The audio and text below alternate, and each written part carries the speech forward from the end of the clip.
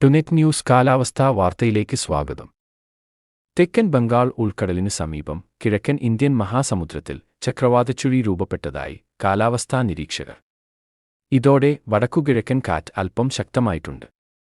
ഇതിന്റെ സ്വാധീനത്താൽ ശ്രീലങ്ക, തമിഴ്നാട്, കേരളം എന്നിവിടങ്ങളിൽ അന്തരീക്ഷം മേഘാവൃതമാകും. കൂടാതെ ചിലയിടങ്ങളിൽ മഴ ലഭിക്കുകയും ചെയ്യും. തമിഴ്നാടുവരെ ഈ സിസ്റ്റം നേരത്തെ പ്രതീക്ഷിച്ച മഴ നൽകിയേക്കും.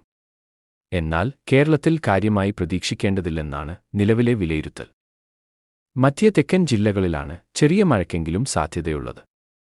അതേസമയം ചക്രവാതച്ചുഴി 4-5 ദിവസത്തിനുള്ളിൽ അറബിക്കടലിലേക്ക് നീങ്ങി ദുർബലമാകും. ഇതോടെ കേരളം ഉൾപ്പെടെ ഇന്ത്യ മുഴുക്കെ വരണ്ട കാലാവസ്ഥയിലേക്ക് നീങ്ങും. ജനുവരി ആദ്യവാരം മുഴുവനായി വരണ്ട കാലാവസ്ഥ അനുഭവപ്പെടും.